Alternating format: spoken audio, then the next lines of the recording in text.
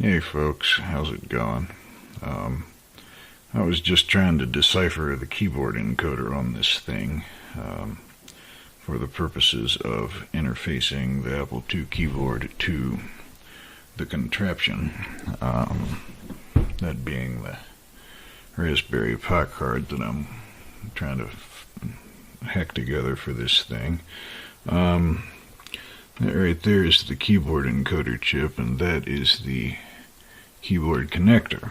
And what I was first thinking about was just making something that sat in between the keyboard connector and the keyboard cable, that would be able to pass through and disable the signals to the 2E motherboard, so that input can be cut off when it's in ARM mode. And then simultaneously output, this is the chip I'm going to use for it right here, but simultaneously output USB keyboard key up and down events and stuff out the USB port on that thing and into the contraption. But so I was trying to decipher how this chip works. Here's the data sheet for it up here, and these kind of keyboard encoders, well, I've got a schematic for the Apple II here somewhere. I think it's got a paper in it that's better than that one, for probably the one in the back. Sorry, I'm not very prepared. Alright, I'll get up there. So, the keyboards usually work like this. They call these matrix keyboards, and you see there's a line of rows, there's a set of rows that come into the keyboard, and a set of columns that come into the keyboard. And the switches on the keyboard are arranged, my crappy old phone won't focus, but the switches on the keyboard are arranged in a matrix like this, so that when you push down a key, it connects a certain column with a certain row. And the way these keyboard encoders generally work is they'll say set either all of the rows or all of the columns high to a positive 5 volts. I don't know which this one does. That's what I'm trying to figure out. And then there'll be a pull-up resistor, and when you and these will be inputs here, or these, depending on which one's pulled high by the keyboard encoder chip. And then one by one, it'll pull each of these low, and when you hit a key, there'll be an input out here and a pull-up resistor, and then this row will tie into it. And when you hit a key whose column is enabled, it'll pull that input low through the key switch. Clear as mud, I'm sure. But my problem was I didn't know whether the columns or the rows were the inputs on this thing, because the data sheet doesn't seem to specify. So I'd hooked this crappy old oscilloscope of mine up to the keyboard encoder chip here. I bought this scope at a Hamfest in 1998 for $15, and it just barely works, but I guess it gets the job done. So right now I've got it hooked to the X0 input, or output actually, and that's, well, I'll show you on the schematic later.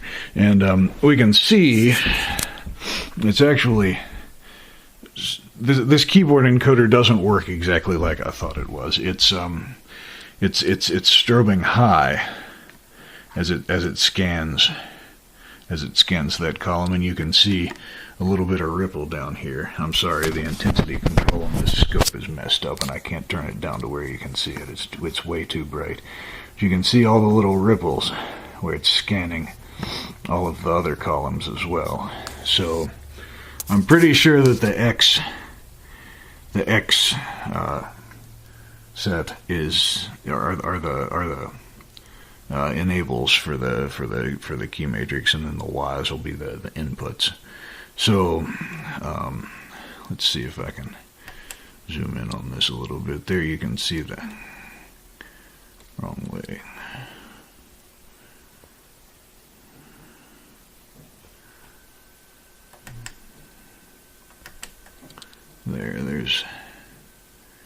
There's the pulse where it reads the keyboard. Anyway, I'm just kind of pooing at the mouth here talking about stuff. So yeah, anyway, originally I was thinking about just building something that sat on a little card that would plug into the keyboard connector, and then the keyboard would plug into it, and it would have that microcontroller board on it, and it would just, you know, do all its stuff through there. But I was talking to a dude on a forum, and I think it would be way easier to just build a board that plugs into the keyboard encoder socket and then emulate the outputs of the keyboard encoder. I mean the binary output that the rest of the computer actually reads, not the keyboard scanning stuff. I think it would be easier to emulate that in software on the microcontroller, and then just write my own code to scan the keyboard and stuff, which I would have had to have done anyway.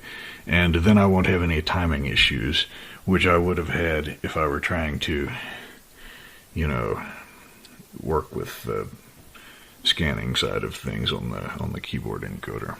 So that's going to require plugging into both the keyboard encoder chip socket and the keyboard socket, and I don't know if I can make something on protoboard that'll do that or not. I guess I'll have to have a piece of ribbon cable, and I can probably make something on protoboard that'll plug into the socket there.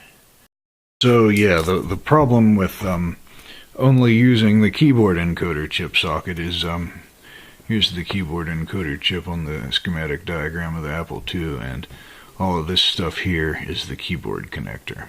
And you can see that there are some lines here that don't go through the keyboard encoder chip. Right, so those have to be handled differently. The caps lock key and let's see here. The open Apple and closed Apple keys I don't think go through it, because they're actually part of the game controller.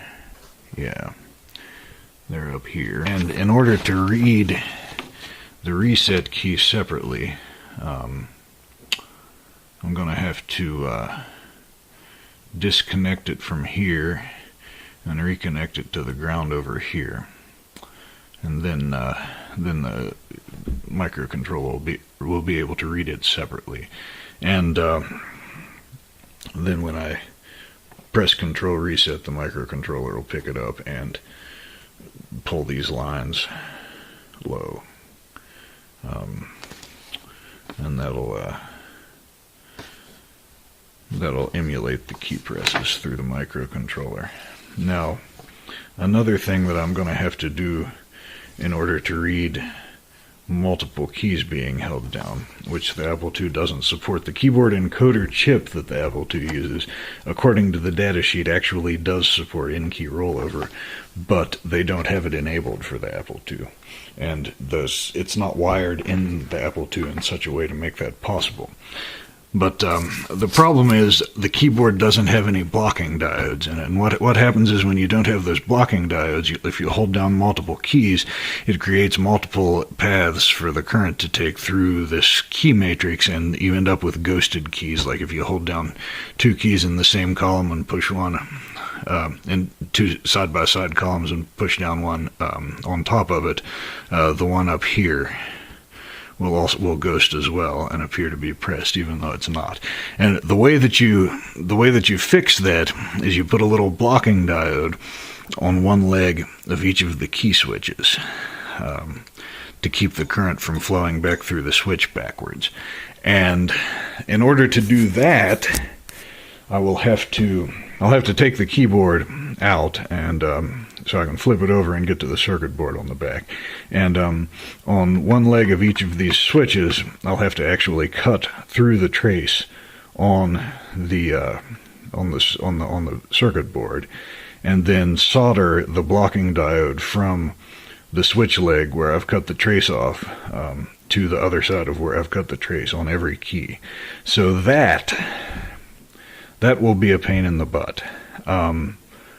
But since we've figured out which of the X and Y pins on the keyboard encoder are the ones that are getting, well, set high, I ought to be able to arrange the diodes in an orientation and design the circuit for the microcontroller in such a way that if I unplug the expansion board thing and plug the keyboard back in, it'll still work even though it's been modified. So I'll have to think about that a little bit. Quite frankly, I'm too tired to process that right now, so I'll work on that some other night. Alright, cool. See you later.